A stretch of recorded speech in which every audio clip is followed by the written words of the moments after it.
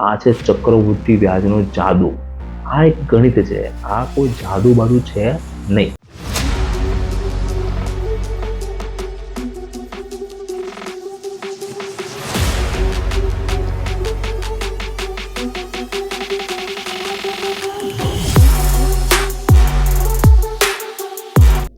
જય સ્વામિનારાયણ. રવિવાર એટલે રવિભાઈ. દર રવિવારે તમે મારા વિડીયો નિયમિત નિહાળતા હો છો. ચેનલને સબસ્ક્રાઇબ કરવાની બાકી રહી જાય તો ચેનલને સબસ્ક્રાઇબ કરી દેજો. વિડીયોની શરૂઆત કરતા પહેલા આપનો રવિવાર આર્થિક રીતે સુખી, સ્વસ્થ અને સંપન્ન બની રહે એવી ભગવાન સ્વામિનારાયણના ચરણોમાં પ્રાર્થના. એક અદ્ભુત અને ખૂબ સુંદર વિષય લઈને આપ સૌની વચ્ચે હું ઉપસ્થિત થયો છું. એસઆઈપી કરવાના ફાયદા શું? બરાબર, ધ્યાનથી સાંભળજો, અંત સુધી સાંભળજો. વિડીયો સારો લાગે તો લાઈક પણ કરતા જજો. एसआईपी करो, मस्त रहो, सपनों को स्किप नहीं. एसआईपी करे, एसआईपी सही है, म्यूचुअल फंड सही है. આવા બધા કેમ્પેન થી અત્યારે 26 થી 27 હજાર કરોડ રૂપિયા, ફરી વખત 26 થી 27 હજાર કરોડ રૂપિયાની એસઆઈપી બજારમાં થઈ રહી છે અને દિવસે દિવસે આનું વોલ્યુમ વધતું જ જાય છે. તો એસઆઈપી કરવાના ફાયદા એવા કયા છે કે 27,000 કરોડ રૂપિયા પર મંથ પહોંચી ગયા? પહેલો ફાયદો, ચક્રવૃદ્ધિ વ્યાજનો જાદુ. વ્યાજને ઘોડા પણ આમતા નથી એવી ગુજરાતીમાં કહેવત છે, અને ક્યારે એને રજા પણ આવતી નથી એવું પણ ઘણા લોકો કહેતા હોય છે. એટલા માટે લોકો ભાડા અને વ્યાજની આવક ઉપર ડિપેન્ડ રહેતા હોય છે. 365 અને 24 કલાક ફરતું રહે એનું નામ ચક્રવૃદ્ધિ વ્યાજ. 10,000 રૂપિયાની એસઆઈપી 30 વર્ષ સુધી 12% વ્યાજ રહે.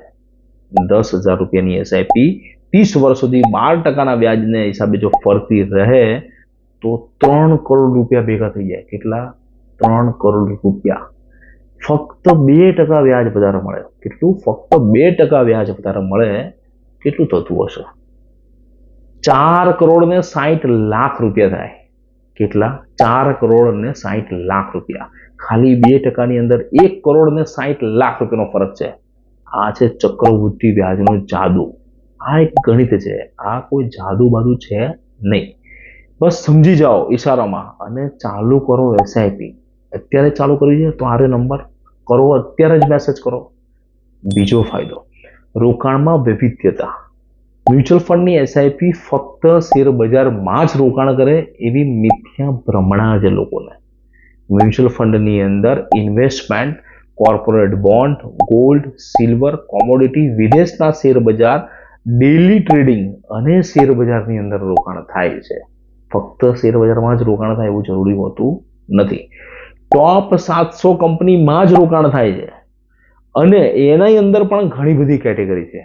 Large cap, mid cap, small cap, sector, thematic, growth, value, multi asset allocation. Multi asset allocation પણ એક નવી કેટેગરી આવી છે.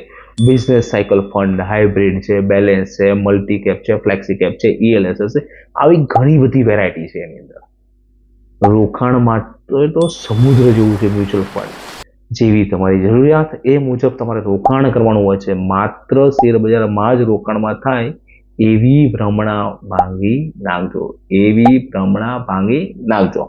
ત્રીજો ફાયદો, રોકાણનું શિસ્તબદ્ધ સિસ્ટમ. એનું બીજું નામ એટલે મ્યુચ્યુઅલ ફંડ.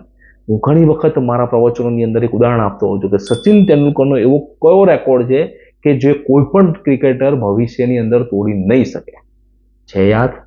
જવાબ છે 24 વર્ષ સુધી સતત રમવાનો.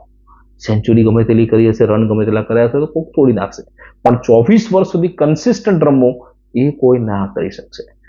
તમે સતત એસઆઈપી કરો, તમે ધારશો એનાથી પણ વધારે એચીવ કરી શકશો. ધારજો 12% જ, એટલે એનાથી વધારે જ તમને વળતર મળવાનું છે. એસઆઈપી વધારજો, એમાં કંજુસાઈ ના કરતા. એસઆઈપી કરવાની બીક લાગવી જોઈએ, એટલી વધારે બચત હોવી જોઈએ. મારી પોતાની તો 2.5 લાખથી વધારેની છે જ પર મંથ.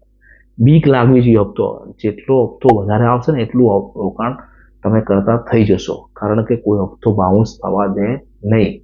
ઘણા લોકો એવું કહેતા છે કે આ બધા પૈસા ભેગા કરીને ક્યાં લઈ જવા છે? ભાઈ મને ખાલી કોમેન્ટ બોક્સમાં લખજો જો તમને ડીઓડી ખબર હોય તો. તમારી ડીઓડી એટલે ડેટ ઓફ ડેથ ખબર હોય તો. જો ડેટ ઓફ ડેથ આપને ખબર હોય તો આપણે નાખવા ના બચત કરો. વેચી નાખો ઘર, ગાડી વેચી નાખો.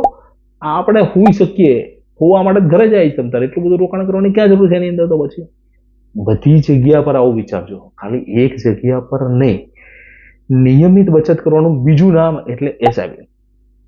નિયમિત અને શિસ્તબદ્ધ રહો તો દુનિયા તમારા હાથમાં આવી જશે. કપલો દુનિયા મુઠ્ઠીમાં, જે ધીરુભાઈ અંબાણીનું સ્લોગન હતું ને, એ સ્લોગનની વાત કરું છું. ચોથો મુદ્દો સૌથી અગત્યનો, ઓછી રકમનું રોકાણ પણ કરી શકાય છે. નાનામાં નાનો માણસ પણ કરી શકે રોકાણનું એવું માધ્યમ છે, પરંતુ મિનિમમ તમારી આવકના 20% રોકાણ તો કરવું જોઈએ. હું છાતી ઠોકીને તમને કહું છું કે જીવનમાં કોઈ દિવસ પૈસા નહીં ખૂટે. એક વખત તમે એને 20 વર્ષ, 25 વર્ષ, 30 વર્ષ આપી દો. એસઆઈપી કરતા શરમાતા નહીં. બહુ શરમાય છે કે સૌથી ઓછું કેટલું છે. એટલે ભાઈ ઓછું કરશો તો ઓછું મળશે, વધારે કરશો તો વધારે મળશે, વહેલું કરશો તો વહેલા મળશે. કરવી છે અત્યારે આરવે નંબર, કરો મેસેજ. પાંચમો મુદ્દો, ધ્યેય હાંસલ કરવામાં પણ ખૂબ મદદરૂપ થઈ શકે. આ બાળકોનું ભણતર હોય, બાળકોના લગ્ન હોય કે નિવૃત્તિનું આયોજન હોય, આ તમામ ગોલ પૂરા કરવા માટે આ સૌથી અગત્યનું માધ્યમ બની રહ્યું છે. અત્યારે દિવસે દિવસે આ પ્રચલિત થઈ રહ્યું છે. અને હા, માર્કેટ ટેમ્પરરી ઉપર નીચે થાય તો ગભરાતા નહીં, કારણ કે કરેક્શન ઇઝ અ ટેમ્પરરી અને ગ્રોથ ઇઝ પરમેનન્ટ. બરાબર, એટલે ગભરાવાનું નહીં. ઇક્વિટી માર્કેટની અંદર જો વધારે રિટર્ન જોતું હોય તો પછી થોડું ઘણું કરેક્શન તો રહેવાનું છે, અને કરેક્શન આવે ત્યાં રોકાણ કરવાનો ફરી વખત ચાન્સ મળે છે.